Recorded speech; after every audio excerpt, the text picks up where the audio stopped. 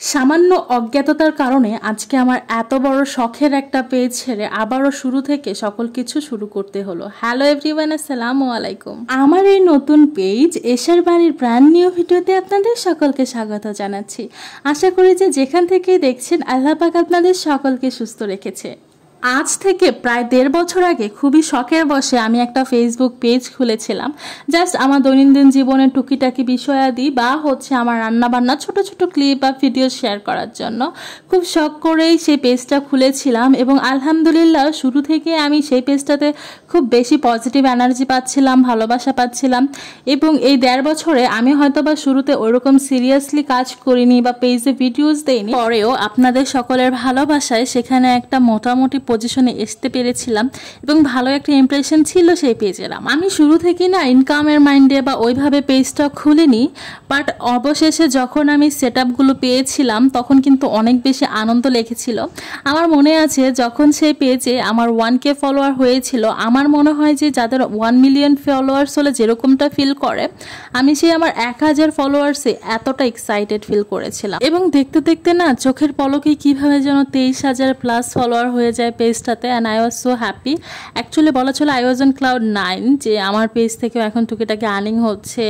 এবং আমি না সবাইকে খুব বলে বেড়াচ্ছিলাম আমার পেজে আর্নিং শুরু হয়ে গেছে, ইনকাম হচ্ছে, এই সেই হ্যান ত্যান। সো এতটা এক্সাইটেড ছিলাম যে এগুলো কথাও কাউকে বলতে হয় না, সেটাও আমার মাথায় তখন ছিল না।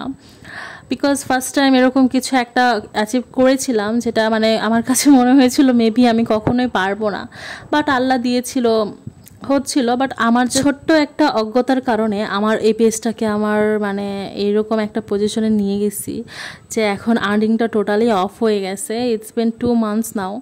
কারণ আমরা সবাই জানি যখন আমাদের দেশে ইন্টারনেট ব্ল্যাক আউট করা হয় এর পরবর্তীতে কিন্তু ফেসবুকটাও ব্যান ছিল কিছুদিন। সো সবাই তখন ভিপিএন ইউজ করছিল, সো ওয়াজ আই। তো ভিপিএন দিয়ে আমি পেজে অ্যাক্সেস করেছিলাম এবং আমি জাস্ট চেক করতে চাচ্ছিলাম যে ইজ এভরিথিং ওকে। সব কিছু তখনও ঠিক ছিল যখন আমি 2-3 বার ভিপিএন দিয়ে ঢুকেছিলাম। বাট তার পরের দিনই আমি দেখি আমাকে রেস্ট্রিক্টেড করে দিয়েছে, আমার সব আর্নিং হোল্ডে চলে গেছে, আমার পেজের সব আর্নিং বন্ধ হয়ে গেছে। সো তারপরে আমি ততটাও স্যাড হইনি, আমি ভেবেছিলাম ঠিক হয়ে যাবে। বাট ইটস বিন 2 মান্থ নাও। আমি অনেক ট্রাই করেছি, লাইভ করে ট্রাই করেছি, এক্সপার্টসদের দেখিয়েছি, অনেকভাবেই ট্রাই করেও না আর সেই পেজটাকে মানে আমি আর্নিংটা আর এনেবল করতে পারিনি। সো সবাই আমাকে সাজেশনস দিল যে তুমি একটা নতুন পেজ খুলে নাও, এবং সেই সুবাদে এই পেজটা খোলা এশাজ বাণী। আশা করি আপনারা সবাই আমার এই পেজও আগের পেজের মতো সেরকম ভালোবাসাই দিবেন এবং এটাকেও একটা পর্যায়ে নিয়ে যেতে সাহায্য করবেন। আর আজকের ভিডিও এই পর্যন্ত। আশা করি আপনাদের ভালো লেগেছে। ভালো লাগলে আমার পাশে থাকবেন। আল্লাহ হাফেজ।